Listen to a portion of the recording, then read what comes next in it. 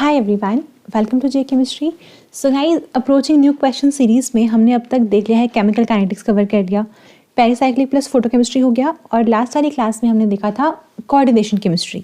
तो आज हम देखेंगे इलेक्ट्रोकेमिस्ट्री। उससे पहले ना जो लास्ट वाली वीडियो मैंने अपलोड करी थी कोऑर्डिनेशन की, उसमें एक क्वेश्चन में ना काफ़ी डाउट्स आ रहे थे। मैंने एक दो कमेंट्स का रिप्लाई भी किया, but still bar bar repeat हो रहा है सेम क्वेश्चन। तो वहाँ पर ना आई थिंक क्वेश्चन नंबर 5 था जो उस वीडियो का, अगर आपने देखा हो तो वहाँ पर मैंने बोला था कोई यूनियन नेगेटिव लिगेंड है, यूनियन नेगेटिव लिगेंड लिखा था। और साथ में ना जो वैल्यू आपको फाइंड आउट करनी थी वो थी CFSE की, ठीक है। CFSE फाइंड आउट करना था, उसमें आपको डेल्टा नोट और पेयरिंग एनर्जी की वैल्यू गिवन थी। तो वहाँ पर डेल्टा नोट की वैल्यू ज़्यादा थी पेयरिंग से। यहाँ से हमें ये समझ में आता है कि इसमें पेयरिंग होने वाली है, तो पेयरिंग हमें करवानी है, ठीक है। अब ना मेन पॉइंट ये था, मैंने वहाँ पे Cl- का एग्जाम्पल पता है क्यों लिया था? क्योंकि मैं इस टर्म को एक्सप्लेन कर रही थी, यूनियन नेगेटिव। दैट मीन्स ऐसा कोई लिगेंड जिसके ऊपर एक नेगेटिव चार्ज हो, तो इसीलिए मैंने एग्जाम्पल लिया था Cl-, ठीक है। मेरा मेन मोटिव ये नहीं था कि यहाँ पे हम Cl ले सकते हैं, यहाँ पे सिर्फ मैं ये समझा रही थी कि यूनियन नेगेटिव का मतलब होता है एक नेगेटिव चार्ज, तो आप एग्जाम्पल के लिए Cl- ले सकते हो। लेकिन क्योंकि हमारे पास जो वैल्यूज़ गिवन है उसमें डेल्टा नोट की वैल्यू ज़्यादा थी P से, दैट मीन्स वहाँ पे पेयरिंग होने वाली है। तो वहाँ पर अगर हमें एग्जैक्ट कोई लेना ही है कि जो इस डेटा को भी सेटिस्फाई करे, तो हम Cn- ले सकते हैं। Cn- भी यूनियन नेगेटिव है, तो हमारा कॉम्प्लेक्स बन जाएगा CO CN6 3-, ठीक है। अगर हम ये लिखते हैं CO Cl6 3-, फिर तो ये इस डेटा को सेटिस्फाई नहीं करेगा क्योंकि ये वीक फील्ड लिगेंड है, कोबाल्ट 3+ में है, बट स्टिल Cl- का वीक फील्ड लिगेंड है, तो पेयरिंग नहीं करवाएगा, ठीक है। तो वो इस डेटा को सेटिस्फाई नहीं कर रहा है। बट जब मैंने वहाँ पे Cl- लिखा तो उसका मेरा सिर्फ मेन मोटिव ये था कि हम यूनियन नेगेटिव, मुझे ना ये वाली टर्म एक्सप्लेन करनी थी, ठीक है। अभी क्लियर हो गया? ओके। और इसके बाद ना एक और क्वेश्चन था आई थिंक, जिसमें अरेंज करना था वाटर एक्सचेंज वाला जो क्वेश्चन था, है ना। उसमें भी कुछ स्टूडेंट्स ने ये बोला कि जो अपने पास CR वाला है, जो CR वाला मैंने एग्जांपल दिया था, उसकी ज़्यादा होनी चाहिए क्योंकि उसमें जॉन टेलर डिस्टॉर्शन है। तो जो आप बुक में चेक कर रहे हो वहाँ पे क्रोमियम 2+ मेंशन कर रखा है, और क्वेश्चन जो मैंने दिया था उसमें ध्यान से देखना, क्रोमियम 3+ लिखा था मैंने, और ये तो D3 हो गया, इनर्ट है। क्लियर है? तो जो आप बुक में सीक्वेंस देख रहे हो उसमें क्रोमियम 2+ है, इसलिए जॉन टेलर डिस्टॉर्शन आ रहा है वहाँ पे। मैंने क्वेश्चन में क्रोमियम 3+ दिया था, ठीक है। चलो, आई थिंक अभी तो क्लियर हो गया होगा, है ना, कोई कंफ्यूजन नहीं होगी लास्ट वाली क्लास में। अभी आ जाते हैं इलेक्ट्रोकेमिस्ट्री के ऊपर, और जो आज की क्लास की टिप रहेगी ना, गेट के लिए आपको सजेशन, जैम के लिए सजेशन, वो मैं आपको लास्ट में दूंगी। अब क्योंकि ये जो इलेक्ट्रोकेमिस्ट्री अपना टॉपिक है ये जैम में भी आता है, तो यहाँ पर ना ये जैम वाले स्टूडेंट्स भी इसको देखेंगे इस वीडियो को। हाँ, सिर्फ लास्ट वाला क्वेश्चन छोड़ देना, वो पोलैरोग्राफी का है, तो जैम में नहीं आती पोलैरोग्राफी, ठीक है। स्टार्ट करते हैं क्वेश्चन नंबर 1 से। मैं पहले ही बोल रही हूँ, ध्यान से करना, ठीक है। Conductometric titration graph of a mixture of NH4OH ammonium hydroxide and NaOH यानी कि sodium hydroxide with acetic acid is. कैसे करेंगे इस क्वेश्चन को सॉल्व? देखो, जो हम बुक्स में पढ़ते हैं वो होता है HCl and acetic acid versus NaOH, है ना। तो जब हम ये वाला इनका ग्राफ स्टडी कर रहे होते हैं तो वहाँ पर कुछ इस तरह का हमें देखने को मिलता है। यहाँ पे कंडक्टेंस होता है, यहाँ पे हम बोलते हैं वॉल्यूम ऑफ बेस, और फिर ये कुछ ऐसा रहता है, ठीक है। तो अगर आपने ये सोचा कि सिर्फ कुछ नहीं चेंज हुआ, सिर्फ एसिड की प्लेस पे बेस आया है, तो कुछ नहीं चेंज होने वाला है, बिल्कुल वैसा ही बनेगा, और ऑप्शन ए मार्क कर दिया है, तो हो गया नेगेटिव। रीज़न क्या है उसका? यहाँ पर वर्सेस NaOH होता है, इन दोनों में एक स्ट्रॉन्ग एसिड है, एक वीक एसिड है। यहाँ पर एक स्ट्रॉन्ग बेस है, एक वीक बेस है, कोई प्रॉब्लम नहीं है, बिल्कुल सेम कॉन्सेप्ट जाएगा। लेकिन जिसके अगेंस्ट हम टाइट्रेशन करवा रहे होते हैं वो यहाँ पे स्ट्रॉन्ग बेस होता है, ठीक है। तो यहाँ पर मैंने क्या दिया है? एसिटिक एसिड दिया है। अगर मैंने टाइट्रेशन करवाई होती NH4OH and NaOH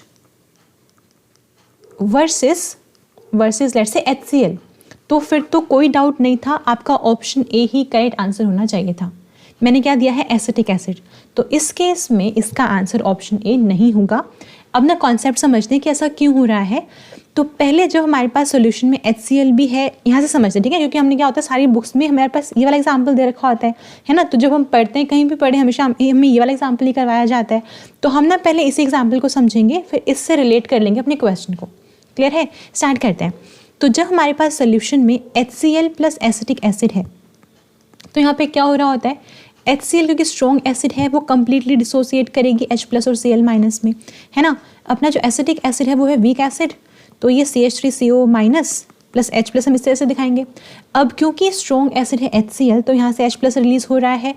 H plus जब रिलीज होगा तो ओवरऑल सोल्यूशन में H प्लस की कंसंट्रेशन इंक्रीज करेगी, और क्योंकि ये इक्विलिब्रियम में है तो अगर प्रोडक्ट साइड पे ज़्यादा हो रही है कॉन्सेंट्रेशन, दैट मीन्स रिएक्शन कहाँ जाएगी, बैकवर्ड डायरेक्शन में जाएगी। तो स्ट्रॉन्ग एसिड के होने की वजह से इसका डिसोसिएशन फर्दर सप्रेस हो जाएगा, यानी कि इसका डिसोसिएशन मतलब ये मान लो कि नेग्लिजिबल होगा इसे कंपैरिजन में। तो फर्स्ट टाइम पे जब आप ऊपर से NaOH यानी कि OH माइनस ऐड करवाएंगे तो HCl ही न्यूट्रलाइज होना स्टार्ट होगी, ठीक है, HCl न्यूट्रलाइज होना स्टार्ट होगी। तो स्टार्टिंग में सोल्यूशन में क्या होगा, HCl का मीनिंग हो गया H plus plus Cl minus, ठीक है। अब H प्लस ऑब्वियस है, छोटा आयन होता है, साइज मतलब वाटर है, एक्वा सोल्यूशन है, इसकी कंडक्टेंस ज़्यादा ही होती है, ठीक है। तो हमने लेट्स से यहाँ तक ले ली कि कंडक्टेंस इतनी कुछ थी। अब जैसे जैसे न्यूट्रलाइज हो रहा है OH माइनस तो क्या बन रहा है, वाटर बनता जा रहा है, और साथ में NaOH बनता जा रहा है, सॉरी NaCl बनता जा रहा है ना। यहाँ से Cl माइनस है, आपके NaOH से Na आ गया, सॉल्ट प्लस वाटर बन रहे हैं।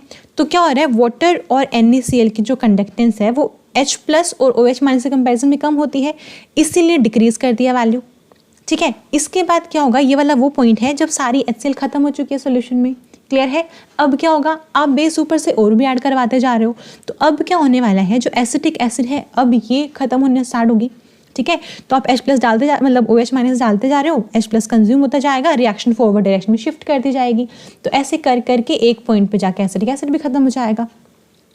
अब ना क्योंकि ये वीक एसिड है ना, पहले क्या था मेरे पास CH3COOH था, तो वीक एसिड है, डिसोसिएशन नहीं था। अब जब आप ऐड करते जा रहे हो NaOH तो क्या हो रहा है, ये जो है प्रोसेस फॉरवर्ड डायरेक्शन में शिफ्ट करता जा रहा है ना।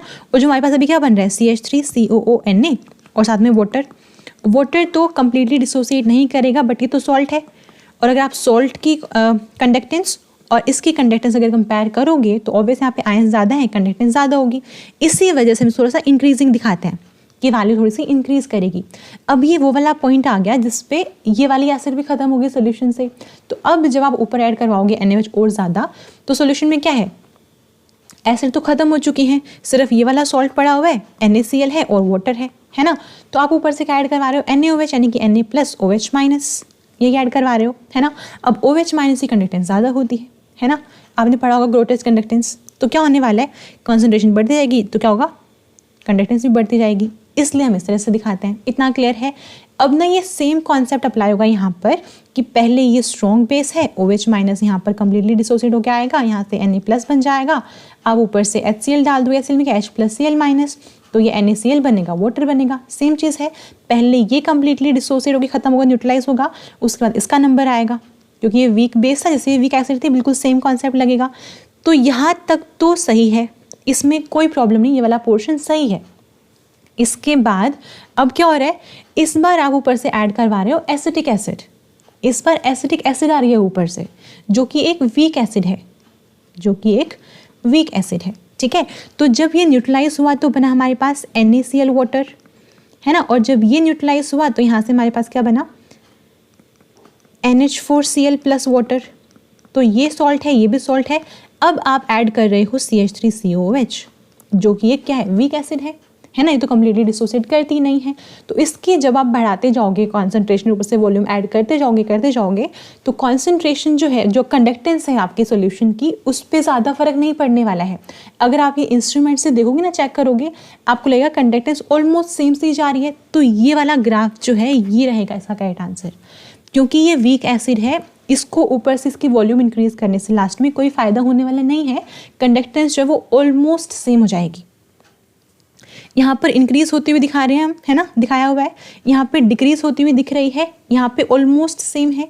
तो इन तीनों में से ये सबसे ज़्यादा अप्रोप्रिएट है, तो हम मार्क करेंगे option C. I hope clear हुआ होगा। अगर क्लियर नहीं हुआ है दैट मीन्स आपको ये वाला जो टाइट्रेशन हमारे पास होता है ना, बुक्स में हर जगह मिल जाएगा, आपको केएल कपूर में मिल जाएगा, तो जाके एक बार इसको स्टडी कर लो, क्योंकि अगर ये नहीं आ रहा तो फिर ये तो बिल्कुल ही नहीं आएगा, ठीक है। मतलब आपको ऐसे पढ़ा हुआ होना चाहिए, ये तो बिल्कुल नहीं बनेगा। ये कब बनता, अगर मैं कोई एक एसिड लेके, सपोज मैंने एक स्ट्रॉन्ग एसिड ली और साथ में स्ट्रॉन्ग बेस ले लिया, तब जाके ये वाला कंडक्टोमेट्रिक ग्राफ हमें देखने को मिल सकता है। क्लियर हो गया? तो काफ़ी खिचड़ी पक गई है, बट आई होप आपको कॉन्सेप्ट समझ में आया होगा। ऑप्शन सी रहेगा इसका करेक्ट आंसर। आगे चलते हैं, करो जल्दी से ये वाला क्वेश्चन, पहले रीड करना अच्छे से। अच्छा गाइस, एक और चीज़, अगर हम बात करें इलेक्ट्रोकेमिस्ट्री की तो उसमें कंडक्टेंस वाला पोर्शन आता है अपना, है ना, कंडक्टेंस भी आता है और गैल्वेनिक सेल वाला पोर्शन भी आता है। तो अगर हम बात करें CSIR नेट की, वहाँ पर आपको गैल्वेनिक सेल वाले पोर्शन से ज़्यादा देखने को मिलता है, मतलब वहाँ पे कंडक्टेंस इतनी ज़्यादा नहीं पूछते कंडक्टेंस वाले पोर्शन से। लेकिन अगर हम बात करें गेट की, गेट में अगर आप देखोगे ना 3 क्वेश्चन आए सपोज इलेक्ट्रो से, तो 2 क्वेश्चन हमेशा कंडक्टेंस वाले पोर्शन से होते हैं और 1 क्वेश्चन आपको होता है इलेक्ट्रो से, मतलब यहाँ से गैल्वेनिक सेल से मिल जाए। इसलिए मैं बोल रही हूँ कंडक्टेंस वाले पोर्शन को अच्छे से करना। जब आप रिवाइज करोगे ये वाला चैप्टर तो कंडक्टेंस पे थोड़ा सा ज़्यादा फोकस करना है। क्लियर है? चलो अब स्टार्ट करते हैं ये वाला क्वेश्चन। और जैम वाले स्टूडेंट्स भी अच्छे से करेंगे कंडक्टेंस को भी और गैल्वेनिक वाले पोर्शन को भी। अब जो ये वाला फॉर्मूला है आपको आना चाहिए, जैम में भी आ सकता है ये क्वेश्चन, कोई बड़ा मतलब बहुत बड़ा कुछ क्वेश्चन नहीं है। ओके, तो आई थिंक आपने सॉल्व कर लिया होगा, है ना। इसका आंसर क्या है मुझे भी नहीं पता, करना पड़ेगा सॉल्व, देखते हैं एक बार। ओके, तो यहाँ पर बोल रखा है कि 20 डिग्री सेल्सियस पे स्टैंडर्ड EMF है इतनी, मैं लिख लेती हूँ। 20 डिग्री सेल्सियस पे E0 सेल है 0.2699 वोल्ट, और अगर टेम्परेचर ले लिया जाए 30 डिग्री सेल्सियस तो उस टाइम पे E0 सेल की वैल्यू है 0.2669, 2669, हाँ इस तरह से है। क्या बताना है? जो स्टैंडर्ड एंट्रोपी है वो कौन सा रिलेशन फॉलो करेगी। कैसे यूज़ कर सकते हैं इस वाले डेटा को बताने के लिए? देखो, अगर हम बात करें डेल्टा S नोट की, क्या होता है फॉर्मूला? फॉर्मूला होता है NF del E by del T eight constant P। तो जो वो वाले स्टूडेंट जो स्टार्टिंग में नहीं सोच पा रहे थे इसको, अब शायद इस फॉर्मूले को देखने के बाद शायद आप सोच पाओ कि वैल्यू कैसे निकालने वाले हैं हम। समझ गए ना? तो आपको ध्यान रखना है, जैसे ही कोई क्वेश्चन आपको दिखे, पहले काम आप ये करेंगे, पहले ये डिसाइड कर लो कौन से वाले टॉपिक का क्वेश्चन है। ठीक है, इतना डिसाइड हो गया, फिर देखो एंट्रोपी से रिलेटेड हमने इलेक्ट्रोकेमिस्ट्री में कौन से फॉर्मूले पढ़े हैं, यही पढ़ा है, ले देखे, है ना। तो ऐसे करके निकाल सकते हैं। रिएक्शन आपके पास है नहीं, वरना आप देख लेते कौन सी गैशियस स्पीशीज कौन सी क्या बन रही है। रिएक्शन आपको दी नहीं रखी तो फिर यही यूज़ करना पड़ेगा। अब ये क्या है? ये वाला पोर्शन, ये है टेम्परेचर कोफिशिएंट, ये है temperature coefficient of the cell. तो हमें ये फाइंड आउट करना है। Del E by del T को मैं लिख सकती हूँ delta E by delta T, है ना, इस तरह से मान सकते हैं ना इसको। तो हमने इसको इस तरह से मान लिया और इसको मैंने लिख दिया E2 माइनस E1। अब क्योंकि ये डेल्टा S नोट है तो ये भी डेल E नोट होगा, तो यहाँ पर ये लगा लेते हैं, ये हो जाएगा ऐसे बाय में T2 माइनस T1। इतना क्लियर है? बस अब तो क्वेश्चन सॉल्व हो ही गया। E2 क्या है? सपोज मैंने T2 लिया 30 डिग्री सेल्सियस को, मैंने T2 लिया 30 को, तो ये हो जाएगा कितना 0.2669 माइनस T1 कितना है 20 डिग्री सेल्सियस, और ये है कितना 0.2699। तो नीचे वाली तो पॉजिटिव आएगी, चाहे आप केल्विन में करो चाहे आप सेल्सियस में रहें तो कुछ फ़र्क नहीं पड़ता, हमें सिर्फ साइन देखना है। तो नीचे वाला डिनोमिनेटर जो वो तो आ गया पॉजिटिव, 30 माइनस 20 10 आएगा, पॉजिटिव आ गया। ऊपर वाला देखो, ये ज़्यादा बड़ी टर्म है ना, इससे ज़्यादा बड़ी वैल्यू, दैट मीन्स नेगेटिव आएगा। नेगेटिव बाई पॉजिटिव क्या होता है? नेगेटिव होता है। क्लियर है? अब ये तो हो गया नेगेटिव, दैट मीन्स जो अपना ये फॉर्मूला था NF del E not by del T at constant P, इसमें ये वाली टर्म नेगेटिव हो चुकी है इस रिएक्शन के अकॉर्डिंग। N क्या होता है? नंबर ऑफ इलेक्ट्रॉन्स इन्वॉल्व, तो ये तो कोई पॉजिटिव इंटीजर ही आएगा, 1 2 3 4 5 6 कुछ भी आ सकता है ना। और F क्या है? फैराडे कॉन्स्टेंट 96500 कूलम पर मोल, मतलब ये भी पॉजिटिव है, हमेशा हर हाल में पॉजिटिव ही रहने वाला है। नंबर ऑफ इलेक्ट्रॉन्स भी पॉजिटिव ही रहने वाले हैं। सो पॉजिटिव इंटू नेगेटिव क्या होता है? नेगेटिव होता है। क्लियर है? आंसर आ गया। कौन सा मार्क करेंगे? Option B. इस तरह से सॉल्व करना था। ठीक है, आगे चलते हैं। ये वाला क्वेश्चन आपको बहुत ध्यान से करना है, और ये सबने पढ़ रखा होगा, ऐसा है ही नहीं कि आपने पढ़ा नहीं है, कॉन्सेप्ट पक्का पढ़ रखा है, चाहे वो जैम वाले स्टूडेंट्स हों, चाहे वो गेट वाले हों, नेट वाले हों, कोई भी हो, ये वाला कॉन्सेप्ट पक्का पढ़ रखा होगा आपने। क्वेश्चन अच्छे से रीड करना, उसके बाद डिसाइड करना, और ये भी सोच लेना ये वाला कौन से वाले टॉपिक से क्वेश्चन हो सकता है।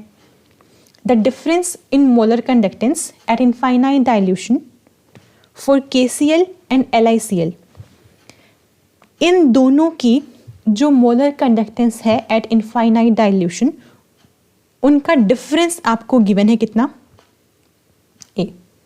इसको आप ना ये लिखो, एक सेकेंड ये लिखो, क्योंकि मैंने डिफरेंस बोला हुआ है ना, मतलब रहने दो, उसको हटा दो।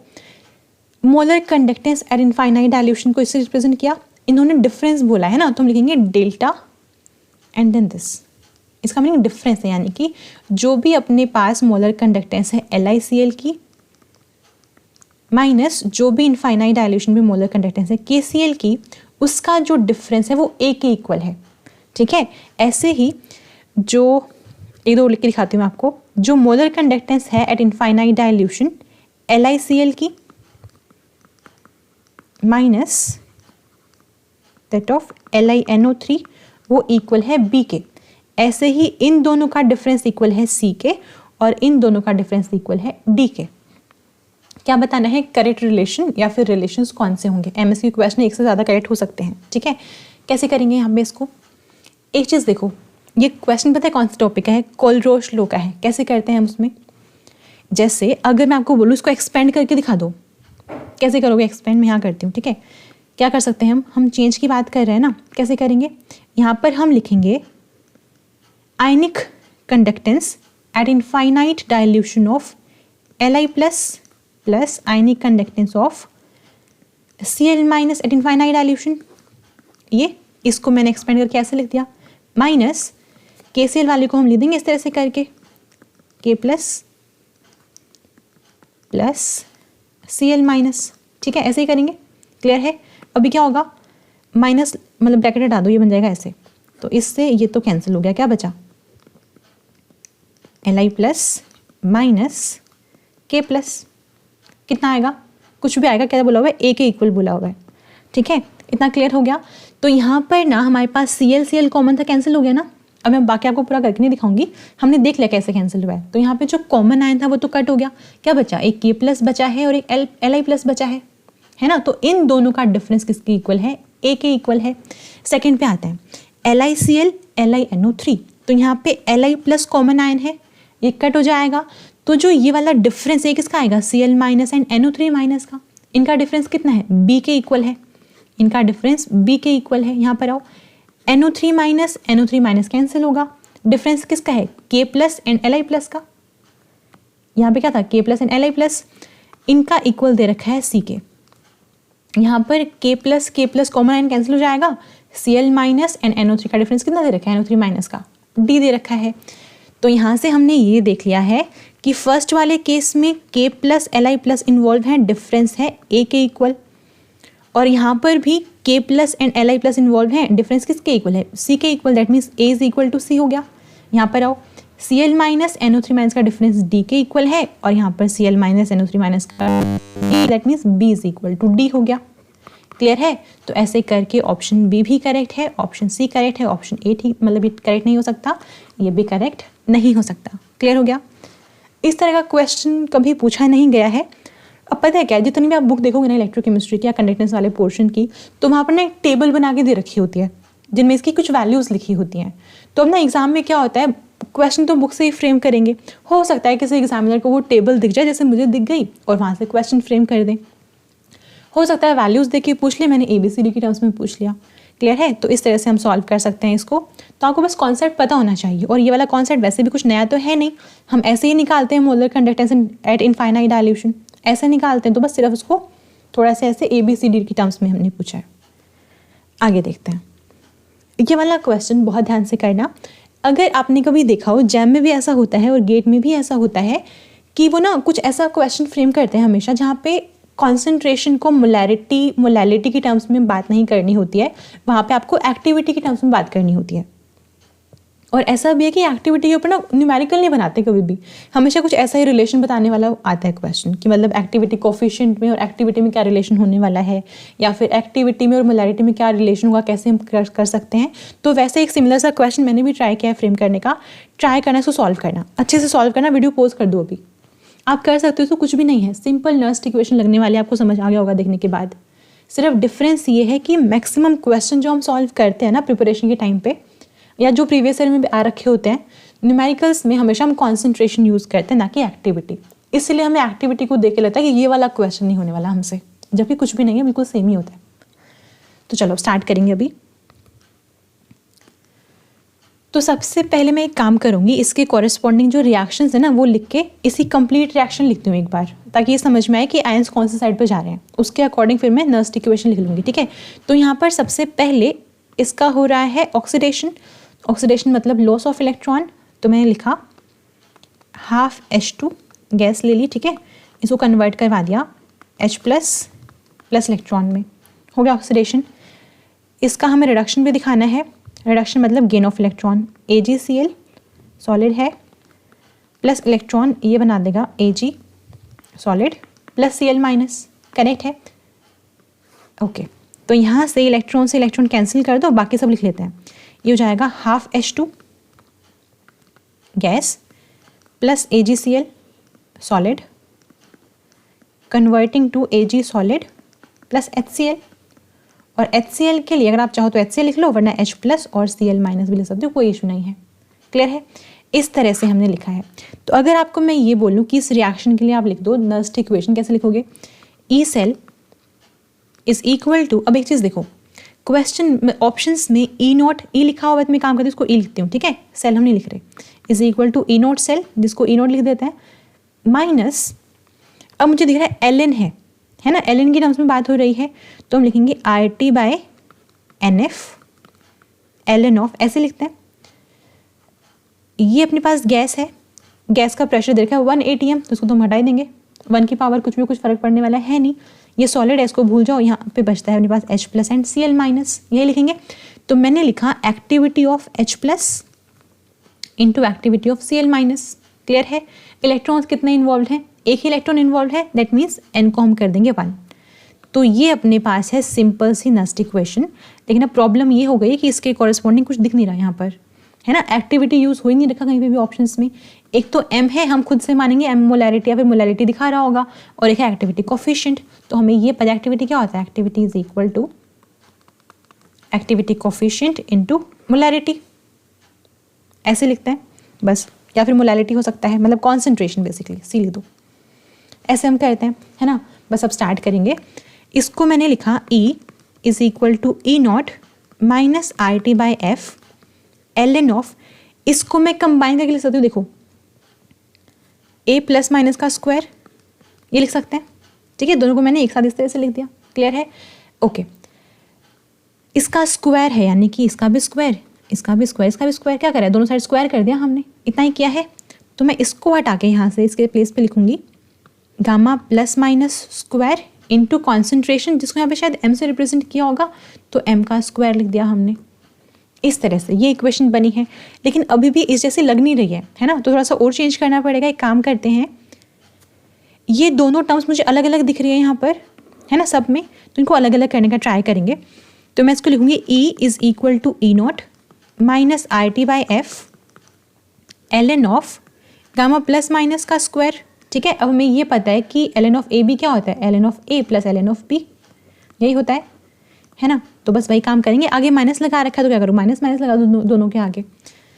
ओके, तो ये माइनस का हो गया, आगे क्या आएगा, minus RT/F ln of m square, इतना ठीक है ना।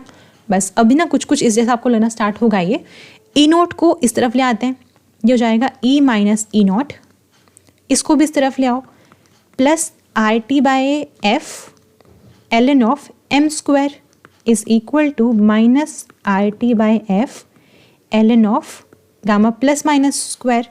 तो ये कुछ इक्वेशन बनी है, लेकिन अभी ना ऑप्शंस के अकॉर्डिंग अभी भी नहीं आया है, और ऐसे क्वेश्चन आपको ना गेट में देखने को मिल जाते हैं। तो अभी ना इसमें भी कुछ ना कुछ वेरिएशन करवाने पड़ेंगे, कुछ ना कुछ आगे पीछे करके देखना पड़ेगा। तो वो देखते हैं कैसे करवा सकते हैं।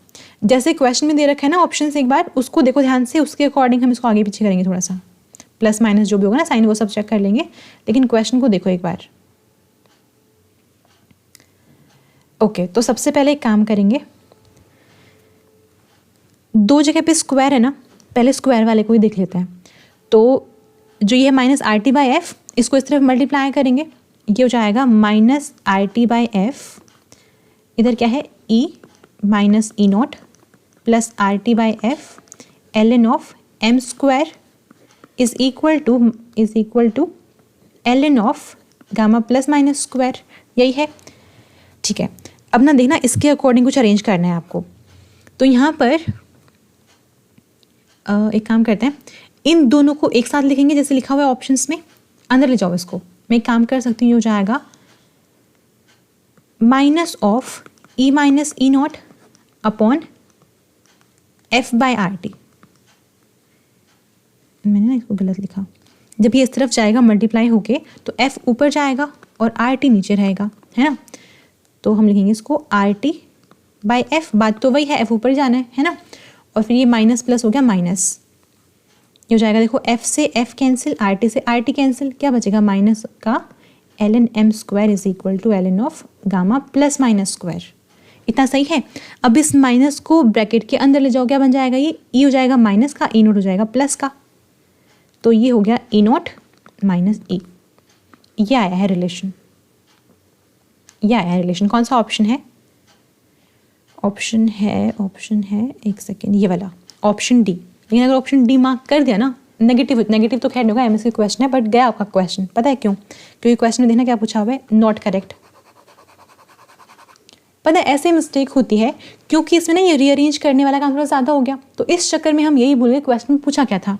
इतनी मुश्किल से घुमा फिरा के रिलेशन निकाला है, इतनी खुशी हो जाएगी इसको देख के कि डायरेक्टली ऑप्शन डी मार्क करेंगे।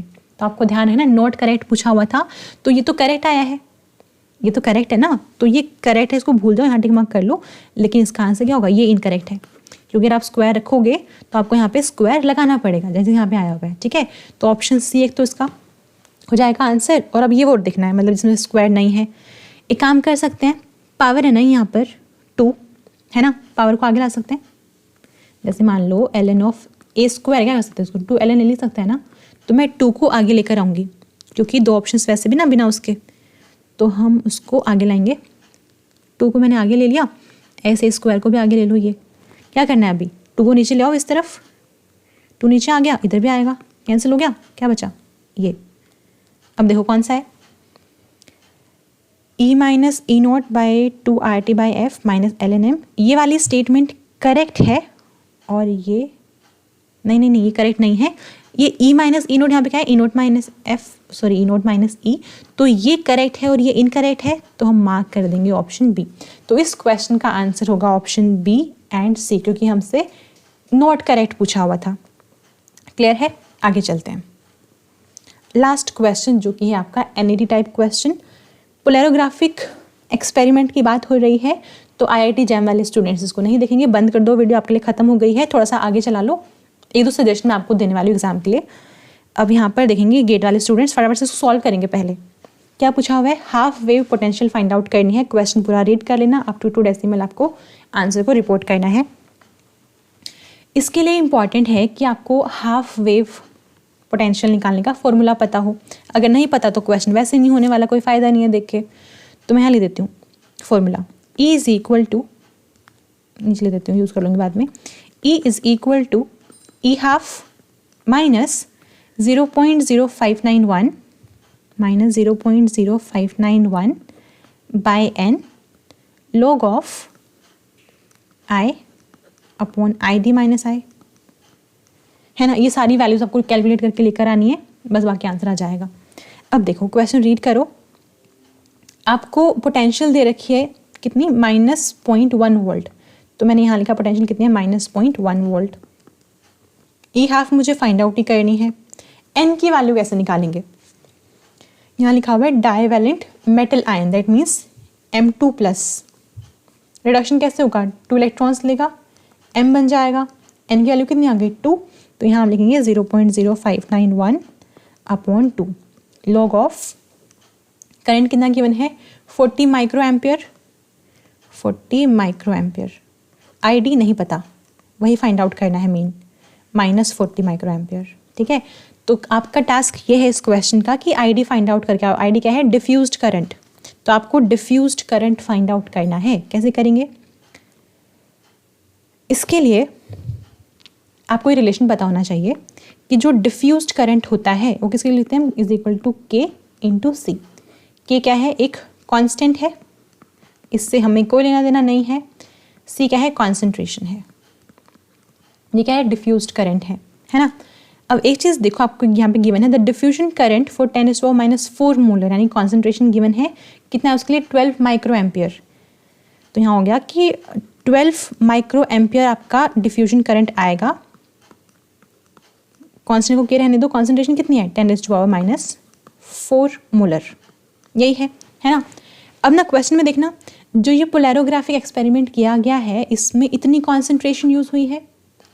तो यहाँ मैंने लिखा एक और इक्वेशन कि मुझे डिफ्यूज करंट तो नहीं पता कितना है, लेकिन कांस्टेंट तो रहने वाला है और साथ में कॉन्सेंट्रेशन कितनी है 10⁻³ मोलर, ये है, मुझे ये फाइंड आउट करना है। इन दोनों इक्वेशन को डिवाइड कर दो आपस में, क्या होगा के से के कैंसिल, मोलर से मोलर कैंसिल, क्या बचेगा ID is equal to 12 micro ampere into 10⁻³ upon 10⁻⁴, कितना आएगा ये आ जाएगा 120 माइक्रो एम्पियर। अगर आपने ये फाइंड आउट कर लिया फिर तो क्वेश्चन में कोई प्रॉब्लम नहीं है, प्रोवाइडेड आपको ये वाली इक्वेशन याद हो। तो यहाँ आ जाएगा, इसको पुट करेंगे -0.1 volt is equal to E12, यानी कि हाफ वेव पोटेंशियल जो कि फाइंड आउट करनी है -0.0591 अपॉन 2 लॉग ऑफ, देखो ये भी माइक्रो एम्पियर, ये भी यानी यूनिट तो कैंसिल हो जाएगी, क्या बचेगा 40 अपॉन 120 माइनस 40, यानी कि 40/80, या फिर आप कह लो 1/2, 1/2, सही है। जब आप इसको सॉल्व कर लेंगे ना आपका आंसर आएगा -0.1088 वोल्ट, यह आंसर आएगा। अब क्वेश्चन रीड करना, क्वेश्चन में गिवन है अप टू 2 डेसिमल प्लेसेस, यानी कि पॉइंट के बाद सिर्फ 2 ही डिजिट होने चाहिए। तो एक तो मैंने लिखा, हाँ एकदम बहुत इंपॉर्टेंट चीज़ है, माइनस आया ना यहाँ पे साइन, तो आपको आंसर में भी माइनस लगाना है या आप खुद से लगाएंगे, ठीक है। वहाँ पे जो छोटा सा कीपैड होता है उसमें आपको ना माइनस साइन दिखता है, जैसे दिखता है ना 1 2 3 4 ऐसे लिखा होता है, छोटे छोटे करके लिखा होता है, तो अभी आपको माइनस का साइन में दिखेगा, तो आपको माइनस लगाना है इसमें। तो -0.1 तो हमने लिखा, अभी क्या है 0 है इसके बाद, इसको ना मैं पूरा क्या कर लिखूँ, इसको मैं लिखूँगी -0.11, इसको मैंने राउंड ऑफ करके 0.08 को 1 लिख दिया, तो मैंने ये लिखा इसका आंसर।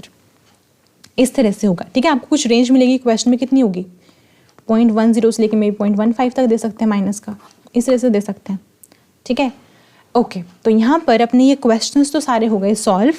अब ना मुझे बताना ये था आपको कि हाँ, अब देखो जैसे अगर आप ये सीरीज़ रेगुलरली देख रहे हो, स्टार्टिंग से लेकर आपने लास्ट तक सब कुछ देखा है, तो अब ना आपका माइंडसेट एक ऐसा बन चुका है कि जब भी आपके सामने क्वेश्चन आता है आप ना ये सोचते हो कि ये क्वेश्चन सिंपल तो नहीं देंगी मैम, इसमें कुछ ना कुछ तो पक्का आगे पीछे कर रखा होगा, है ना। तो इस चक्कर में ना आप थोड़ा सा एक्स्ट्रा सोचते हो। अब एग्ज़ाम में ना सेम मेंटालिटी लेके मत जाना, ऐसे मत सोचना कि हर क्वेश्चन में कोई ट्विस्ट होगा, ऐसा नहीं होता है। कुछ क्वेश्चन बहुत डायरेक्टली भी पूछे जाते हैं, तो उसमें अगर आप ये सोचने बैठ गए ना कि नहीं इतना डायरेक्टली तो नहीं पूछा होगा, शायद मैंने गलत निकाल दिया, तो ऐसे वाले काम मत करना, ठीक है। मैंने क्योंकि ये सीरीज़ डिज़ाइन ही ऐसे की थी कि आपका माइंड थोड़ा सा अलर्ट हो जाए, लेकिन अब इतना अलर्ट मत कर लेना कि सिंपल क्वेश्चंस पे भी आपको डाउट होने लगे, तो वो तो फिर बहुत ज़्यादा नेगेटिवली चला जाएगा, ठीक है, परफॉर्मेंस और ज़्यादा ख़राब हो जाएगी। तो जो सिंपल क्वेश्चंस हैं ऐसे मान के चलो कि सारे क्वेश्चन ट्विस्टेड फॉर्म में नहीं मिलते हैं आपको एग्जाम में, कुछ क्वेश्चंस होते हैं जिनमें थोड़ा सा घुमा फिरा देते हैं, लेकिन सारे क्वेश्चन ऐसे नहीं होते हैं।